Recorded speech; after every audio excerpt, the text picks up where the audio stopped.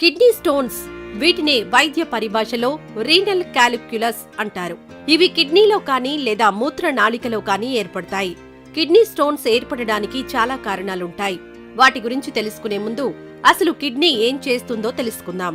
కిడ్నీలు చాలా పనులు చేస్తాయి. అందులో ప్రధానమైనది శరీరంలోని నీటిలో ఉండే మలినాలను శుభ్రం చేయడం, దాని ద్వారా వచ్చిన మలినాలను మూత్రం రూపంలో బయటకు పంపించడం వీటి ప్రధాన పని. అలాగే శరీరంలో అధిక మొత్తంలో ఉండే sodium, calcium, oxalate, potassium, phosphate, uric acid వంటి పదార్థాలను కూడా బయటకు తరలిస్తుంది.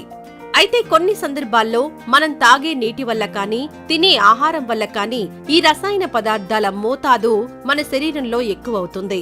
అలాంటప్పుడు వాటిని పూర్తిగా శరీరం నుంచి తరలించడంలో కిడ్నీలు విఫలమవుతాయి. ఫలితంగా కొంతకాలం వరకు ఆ రసాయనాల అణువులు నిల్వ ఉండి చివరకు రాళ్ల లాంటి పదార్థాలుగా ఏర్పడతాయి. వీటినే కిడ్నీ స్టోన్స్ అంటారు. వీటికి వెంటనే చికిత్స తీసుకోకపోతే ఈ రాళ్ల సైజు పెరుగుతూనే ఉంటుంది. దీనివల్ల అనేక ఆరోగ్య సమస్యలు ఎదుర్కోవాల్సి వస్తుంది. అయితే ప్రతి ఒక్కరి కిడ్నీల్లోనూ ఈ రాళ్లు చాలా చిన్న మొత్తంలో ఉంటాయి. అయితే తగిన మోతాదులో నీరు తాగుతుంటే ఈ రాళ్లు వాటంతట అవే బయటకు వెళ్లిపోతాయి.